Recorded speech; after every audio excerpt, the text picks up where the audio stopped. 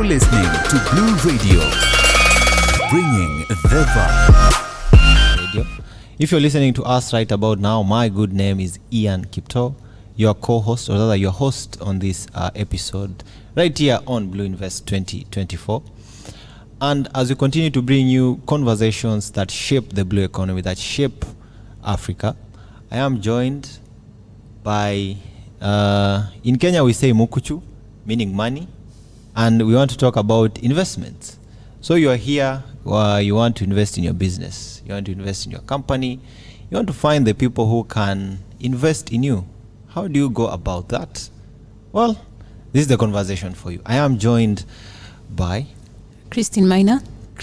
Maina. All right. And so somebody could be listening to us right now or could watch this video for the first time and they're wondering, what does Christine do?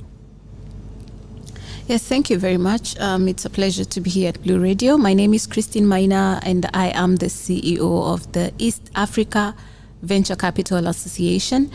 Now, the association is the umbrella body for private capital in East Africa. By East Africa, I mean we're represented in Kenya, Uganda, Rwanda, Tanzania, and Ethiopia. Now, we have about 3 billion in asset management, and our members have 3 billion asset in management, and this comprises of private equity firms, venture capital firms, and angel networks. We also have service providers who provide services to the financiers. So basically, we represent the financiers in the private capital industry. Yes. So it's interesting to have you as well. I like to go into something interesting. Yeah. So more than 25 startups are here in Diani. We have like 12 SMEs.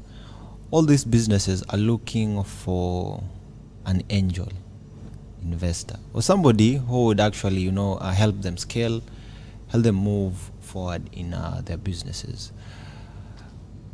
As an individual, as a CEO in that space, there are things you look before you invest in a business or a company. What are some of these things that you have to ensure that yes, Ian's business has ticked all the boxes before we move forward? What are these things? So let me first say that, as I always say, capital follows opportunity. And what we've seen today is that there's a lot of opportunity for pipeline for the capital that is in the region. So of course, investors, number one, look at returns. You have to showcase that your numbers are in order and that you're able to give back your returns within a specific period of time. We also should look at the composition of the founders.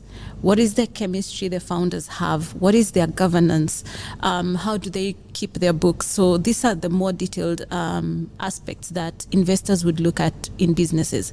Also looking at the need in the market, because sometimes we do have innovative ideas and we do have brilliant ideas, but then there's no need in that specific area for that idea. So just being able to match the need to the idea.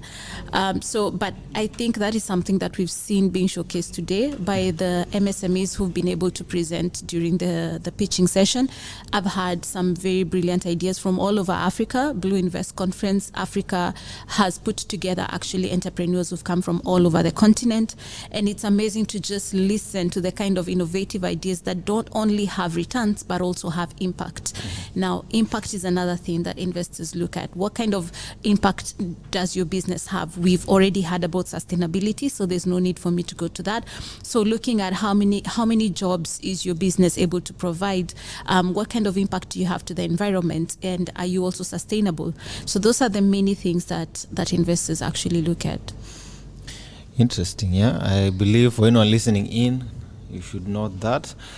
But many a times we see investors, pump money into ideas, into businesses, and that is where their involvement or effort stops. But there needs to be more than that, because I'm giving you millions. I'm giving you, I would give you like $1 million US. That's a lot of money in Kenyan shillings or in any currency across Africa or anywhere.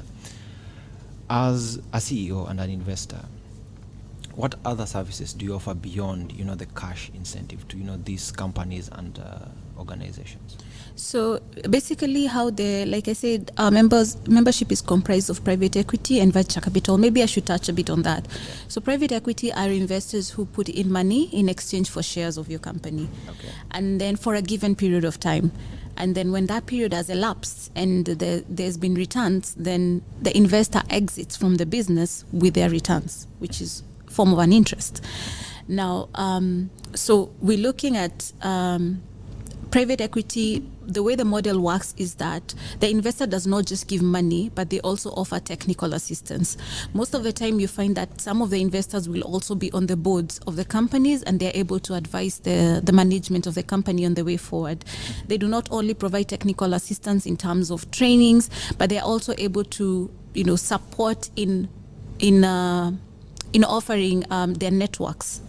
Their network means that they have market for whatever product or services that you have, and they have the networks and they're able to connect you.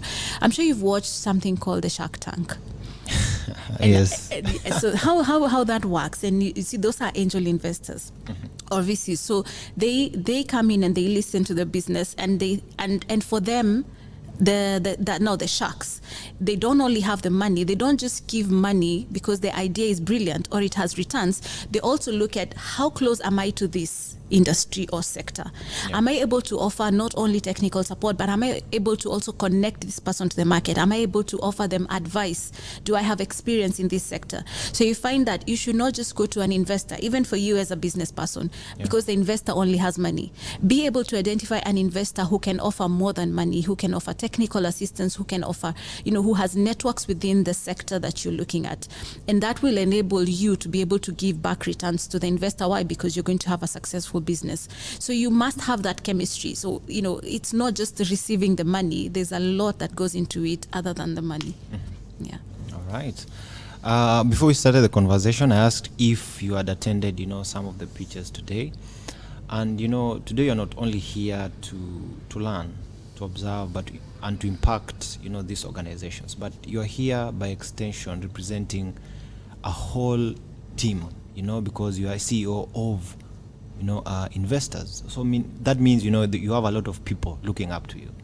So today, as you look at these startups, have you noticed, or have you identified some that are showing prospects, so that when you go back to your team, you'd say, what, guys, for the 2 days or the 1 week I was in Diani, I have this report that can speak volumes. I need you to check out 1 or 2 businesses. Yes. So, and I'll answer that and begin by saying we've realized that there is no shortage of supply in terms of capital. The capital is there. And now Blue Invest has also showed us there's no shortage of ideas and innovative ideas. So we also have entrepreneurs who have innovative ideas. And as EAVCA, what we do is provide a platform for both to meet.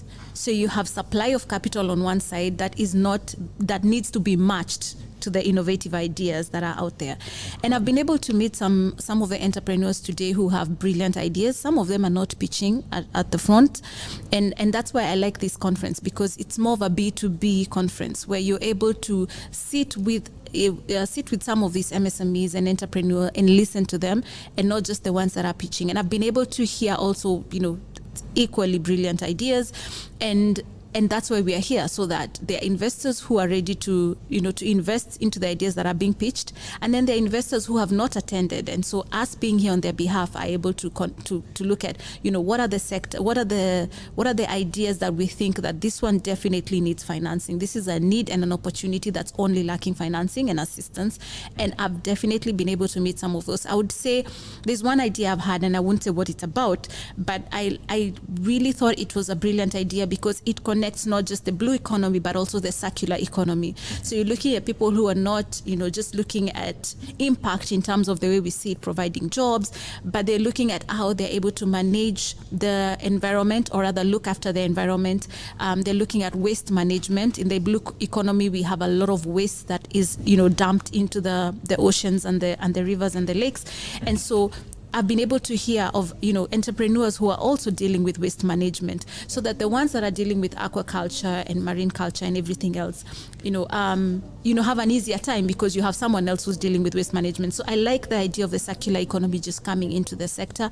And yes, definitely we have, and this is just day one morning session. So I'm imagining by the end of tomorrow, I'll have met many others who I think would really be able to be able to access capital through our membership. All right. For anyone who is listening to us, as we wrap up, I'd like to give you 60 seconds to give us your parting shot.